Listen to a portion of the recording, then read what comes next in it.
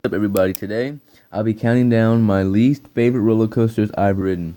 Now, before I start, I just wanted to say, I'm considering the rankings, for this list. I'm considering roller coasters that are, this is according to Cedar Fair, what they do. I'm considering roller coasters that, have a three, like, roller coasters above two, like out of five, I'm considering, but roller coasters below 3 out of 5, I'm not considering because, they're usually kiddie coasters, and kiddie coasters aren't gonna be like they're not just, they're. I'm just not gonna be saying the kiddie coasters basically, and I'll be considering my rankings on the reasons that include bad rides on the coasters, a bad experience, or just simply not as good as I expected, or also the coaster could not do his job right. Basically, that is like let's just say an invert.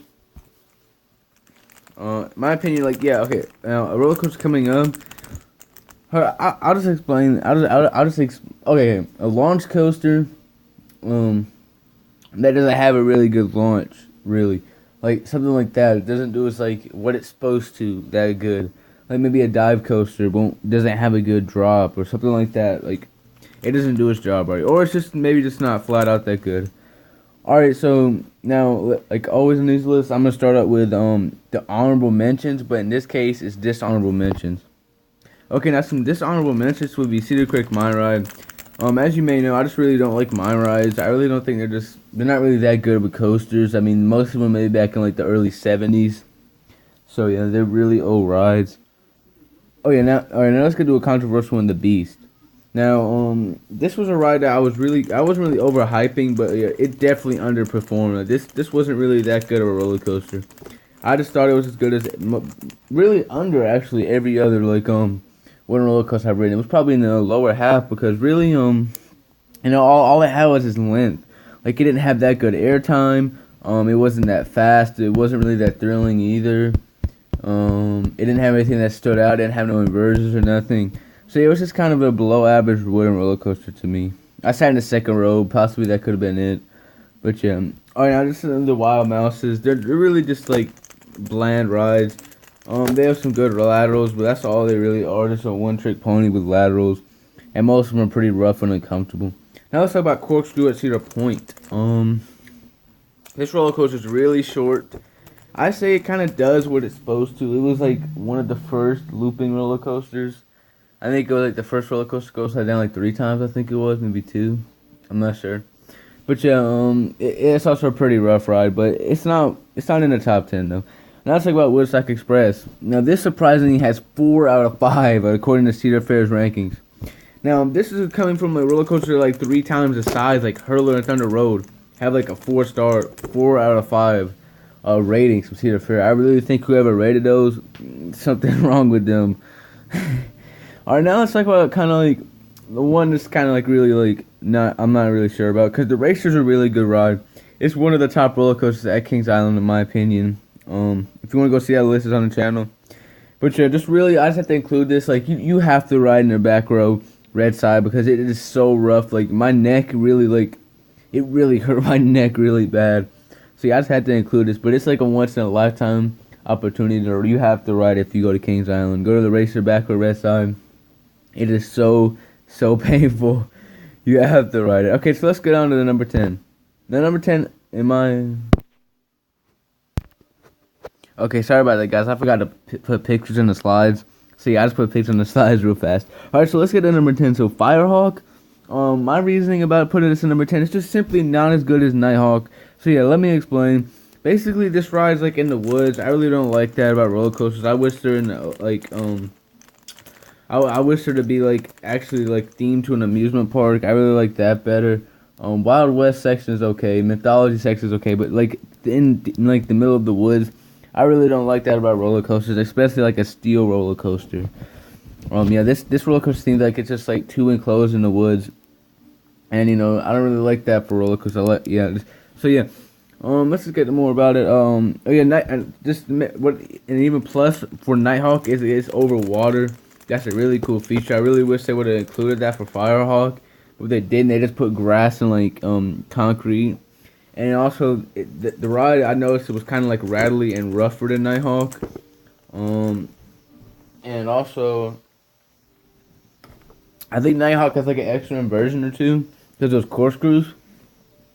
Yeah, because like instead of a corkscrew, you go through like a incline twist and then like a helix. So I think it has like an extra inversion or two. So yeah, and then the vertical loop is like way more intense on Nighthawk. I might just be biased to Nighthawk because like it is my home park. But yeah, I really don't think Firehawk's nearly as good as Nighthawk. But it's still a very good ride. It's at number 10. It's probably better than every roller coaster on this list. This roller coaster was kind of disappointing. That's why it's at number 10. So yeah, it's probably definitely better than every roller coaster on this list. Alright, so let's get to number 9. Oh my bad. Our number 9 is Rougarou. You see that's on the next slide because I kind of messed up. But so yeah, this ride, the really bad thing about it is it was just really rough and forceless in my opinion. Like the ride was okay. It was just very headbanging, and I couldn't really enjoy the ride. This was actually the really only rough B&M I ridden. You know, it was just kind of rough. Like this actually could be probably the best roller coaster on this list. It was kind of disappointing. It was like a morning ride. I don't know. It was just really like headbanging. Definitely not as good as Dominator either. The other B&M Floorless I've ridden.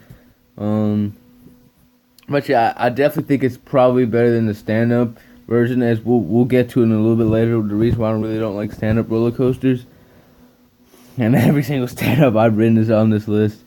So yeah, this roller coaster is kind of rough.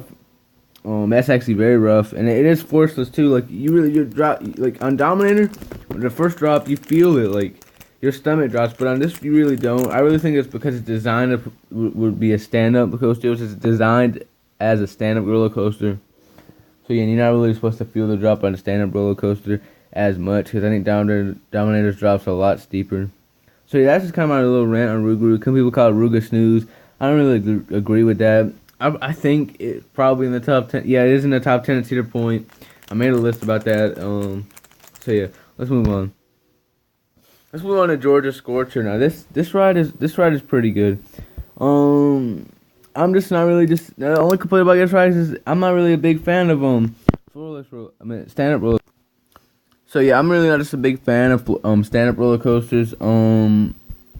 Another one is on this list. Kind of a spoiler alert. Basically, I really don't like the feeling of standing up, and especially all the blood rushing to your legs, or maybe it's just the force pressing down on them.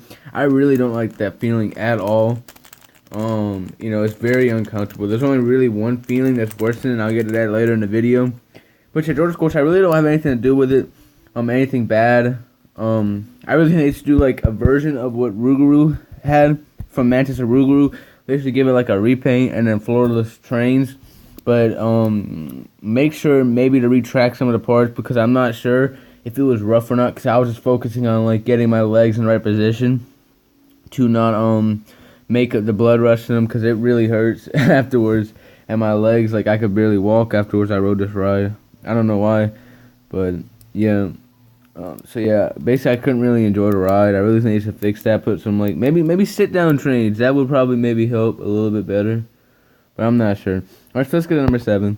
Number 7 is Flying Ace Aerial Chase. This is the one at Karen I didn't ride the one at Kings Island because there's already one at Karen It's probably gonna be the exact same ride, but NT means not. So yeah, this ride is not really not fun. It's not a fun ride at all. It really does nothing but a couple helixes, forceless helixes.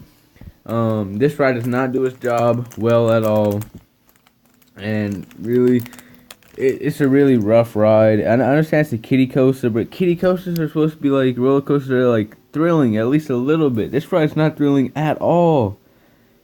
Like, I'm pretty sure it's like top speed's like probably like 10 miles an hour. Like, it's not a good ride, and like kiddie coasters are supposed to like kind of get you to ride more roller coasters. Riding this thing, this will probably make you not want to ride anymore, because their kids will probably think the bigger ones are more rougher.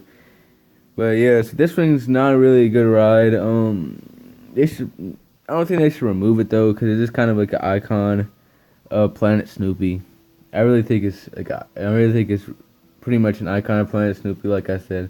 See, let's move on to number 6. Number 6 is Vortex at Carolyn. Now, 2 back-to-back coasters at Carolyn. Now, Carolyn is one of my all-time favorite parks. But their coaster collection can use some work, though. But yeah, this gets to the part about not like stand-up coasters. Basically, let me just tell you the story. Basically, I was trying to film a POV, and I was trying, and then my phone was acting up. Like somebody called me and interrupted the POV one time, and then my phone was I think it like died one POV, and then I had to wait to charge it back up. Then I think something popped up in the middle of the POV. I think it was like a YouTube notification. And then the fourth time, they stapled me in, so I couldn't even get my phone out. So yeah, I had to ride it. I rode this coaster like 4 times back to back, trying to film a POV each time, and I just couldn't do it. So yeah, basically, I don't really like stand-up roller coasters. This is the ride probably that made me not like it. And then when I was riding, I noticed how uncomfortable it was. I hated the blood rush to my feet. I really hate that. Plus, I got stapled on it. I never got really stapled on a roller coaster before, but like I actually got stapled, and that was very uncomfortable. Plus, I was in a bad mood because 4 failed POVs in a row. I did not get one. I'll try to get one next time I go. Probably Skinner wins, but lines are very long there, and you don't really got much. I got like 3 or 4 hours, and I just really got a bad ride. I'm willing to give it another chance, maybe next year on like a slow day again, because I'm really not gonna try to wait an hour, and if the POV fails again, I really don't think it will though. But yeah, okay, let's move on to the next one. Now, number 5 is Avalanche. Now this is really the only feeling that is worse than a stand-up feeling that I've experienced. Basically, it's like super vibrational. And like your neck, like you get super thirsty after riding this ride. I don't know, you just have to ride it to really experience it. But I wouldn't recommend it. This ride is pretty terrible though. You really don't feel anything on a ride except for the super vibration. It really just rattles your whole body. Like it rattles your neck, like inside of your neck, and it makes you like really thirsty. And it's just a really bad feeling. And it's like the only feeling that's worse than a stand-up roller coaster. Yeah, this thing's at King's Dominion. Really the only bad ride besides probably the Wild Mouse, but that was on the honorable mention at King's Dominion. I'll really rather ride the thing in the background, which is Volcano. Excellent roller coaster. Okay, so let's move on. Let's move on to number 4, the Bad at Kings Island. Now, this is the first ride I rode at Kings Island. Let me just say, it really put me in a bad mood because this ride does nothing. It really does nothing. It does helixes, but you do not feel it. You don't feel the drop. I felt nothing, and it's really short. It really felt short. Yeah. So I understand, and I think it says like 5 aggressive thrill rating. This thing should be like a 3, and that's being like lucky. I'll probably give it like a 2. I really think it suits a 2, but 3 is being generous. This thing is given a 5. Seriously, whoever thought of the thrill rankings, they should be fired. But yeah, this ride is overall a pretty bad ride. It really put me in a bad mood for it. It would probably be better if it was over water like Iron Dragon, or like in the middle of the park like Iron Dragon. But I didn't get to experience Iron Dragon because the virtual reality made that line like over an hour when I was there at Cedar Point. So yeah, I did not. That's one of the missed credits I got at Cedar Point. Okay, let's move on to number 3.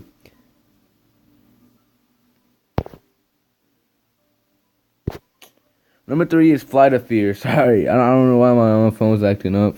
But yeah, okay, so number 3 is Flight of Fear. Now, this is a roller coaster that I was basically in a line for, and then I was talking to this GP. I really shouldn't have listened to them, but they said this ride is like super thrilling. It's way better than Intimidator 305. It's way better than Volcano.